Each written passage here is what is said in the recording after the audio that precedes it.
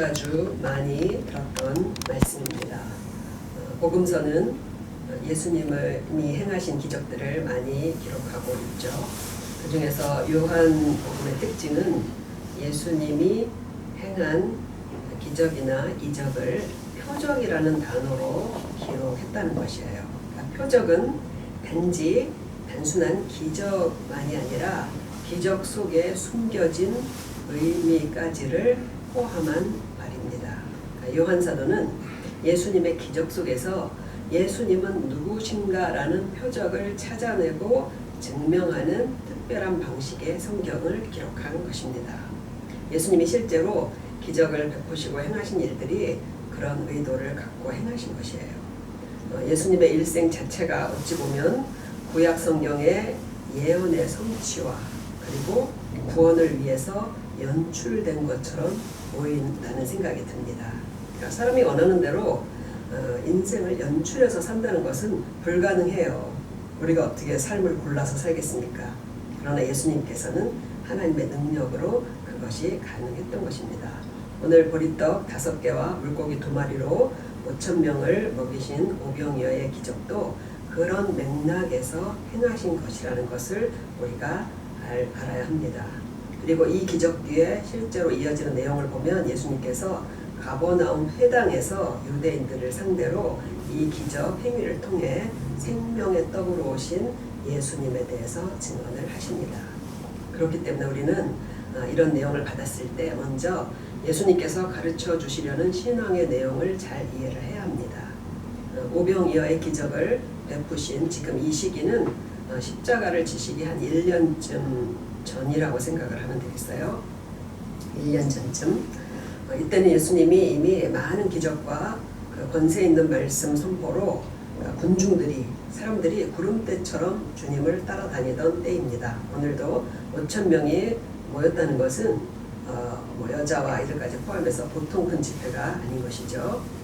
주님께서는 날이 저물도록 든든히 먹지도 못하고 주님의 말씀을 듣고 있던 사람들에게 음식을 제공하시려고 했습니다. 그래서 5절에 보면 예수께서 눈을 들어 큰 무리가 자기에게로 오는 것을 보시고 빌립에게 이르시되 우리가 어디서 떡을 사서 이 사람들을 먹이겠느냐 하시니, 제자들은 이 말을 듣는 순간 당연히 난색을 표하겠죠.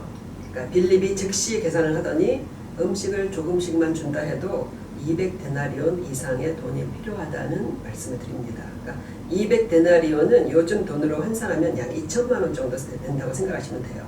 그러니까 4,000원짜리 떡을 5,000명에게 하나씩 나눠준다고 하면 약 2천만 원이 나오는 것이죠. 그죠? 예수님 일행에게는 턱도 없는 돈입니다. 그때 안드레가 한 아이가 가지고 있던 도시락을 가져옵니다. 그러자 예수님께서는 사람들을 잔디에 무리 지어 앉게 한 뒤에 축사하시고 이 떡과 생선을 떼어서 사람들에게 나누어줘 먹게 하셨습니다. 그러니까 멀리 10,000명 이상의 군중들이 멀리 있는 사람들은 어디서 어떻게 떡이 나오는지 생선이 나오는지 알 수가 없었겠죠. 그런데 그 음식을 받아 분배하기 위해서 바구니에 받고 있던 제자들은 어땠을까요? 그러니까 예수님이 떡을 가지고 5,000번 이상 떼시지는 않으셨을 거예요.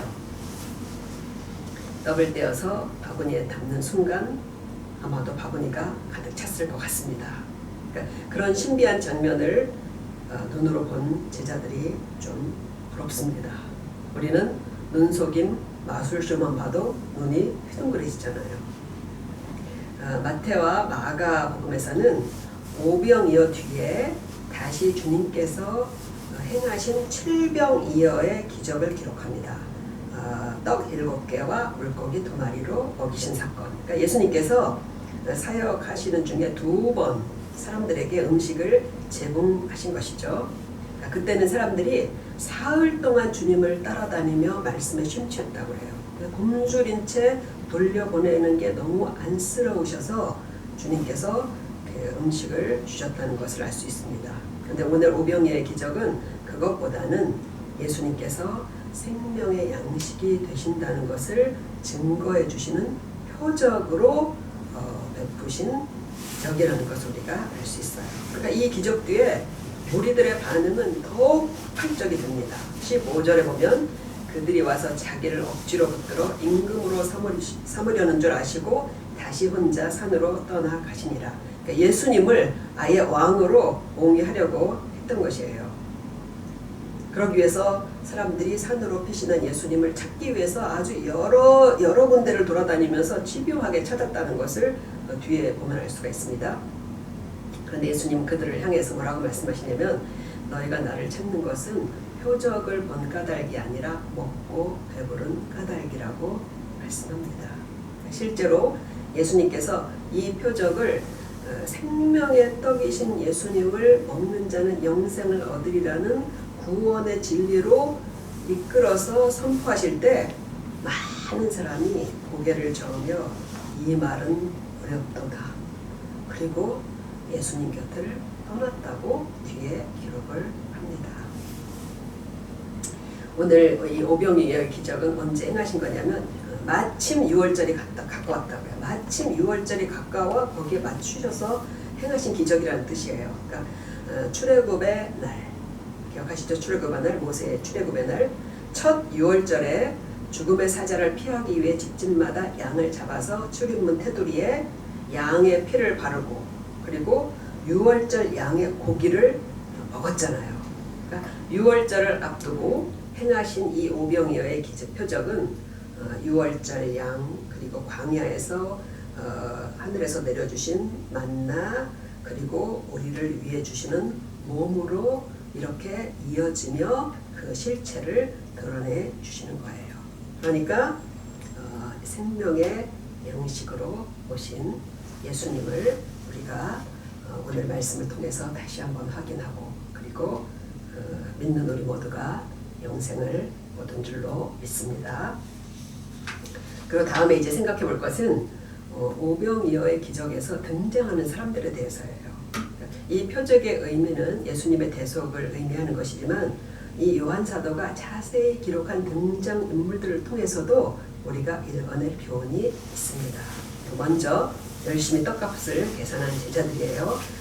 빌립이 떡값을 어마어마한 돈을 천문학적인 돈을 계산해서 난색을 표하고 그리고 안드레가 이 턱도 없는 음식 하나를 가져와서 이 불가능한 상황을 보시라고 예수님을 설득하려고 했죠. 그러니까 제자들의 반응은 지극히 이성적이고 올바른 것입니다. 그러니까 예수님이 그런 이적을 베푸실 생각인지 누가 알았겠어요. 여기서 우리가 생각해야 할 것은 그러니까 하나님의 뜻이 있다면 꼭 우리에게 계산이 타당해야만 일이 가능한 것도 아니라는 것을 우리가 그것을 알아두어야 합니다. 여태까지 우리가 살아온 삶을 되돌아보면 계산대로 된 것이 아니고 계산에 맞아서 살아온 것도 아니잖아요. 그런데 우리는 여전히 우리의 이성으로 뭔가가 합당하고 계산이 안 나와서 안 된다고 생각하고 걱정을 한다는 거예요. 올해도 여러 가지 상황들을 생각할 때 계산이 안 나올지도 모릅니다. 그래서 내 실력으로 가능할까, 내 형편에 가능할까 이렇게 계산이 나오지 않을 때라도 하나님께서 우리 마음에 소원을 두시고 올해도 행하시리라고 믿습니다. 그러면 우리는 오병이어의 기적을 베푸시는 하나님을 의지하고 믿음으로 우리가 기도하며 주님의 인도를 하나하나 따라가시면 될 것입니다. 우리 특히 수험생을 두신 부모들 그리고 우리 수험생 우리 청소년부 학생들 대입이 정말 참 엄청나죠. 그죠?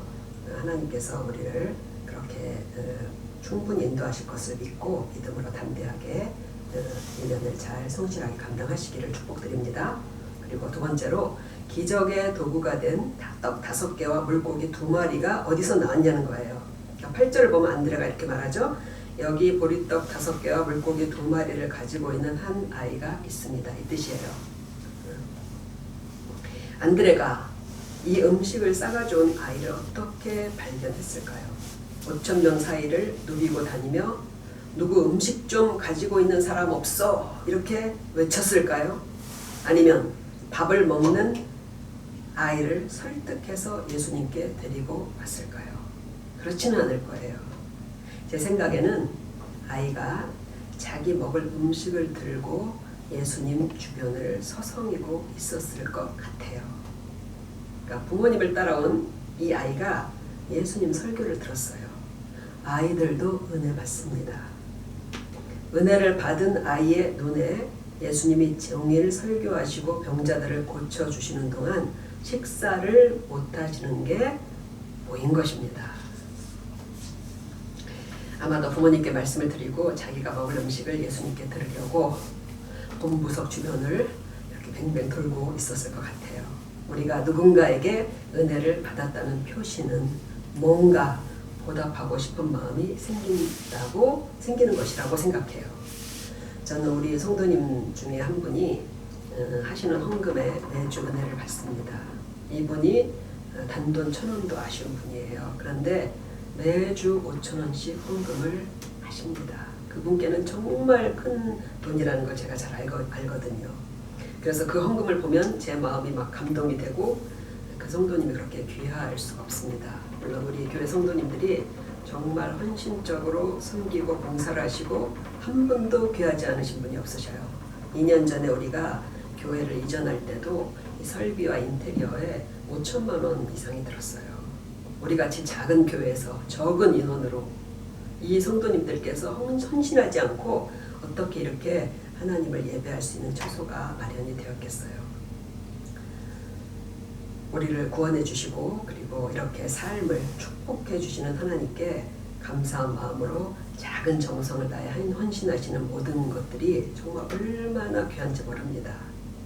이 작은 것들을 통해서 우리의 작은 헌신을 통해서 예수님께서 큰 구원의 역사를 앞으로도 이루어 가시려고 믿습니다.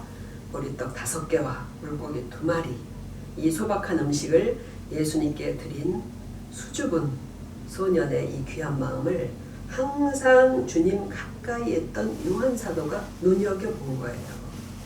그리고 성령께서 기록하여 기념하게 하신 것입니다. 우리의 작은 헌신도 주님께서 기록하신 줄로 믿습니다.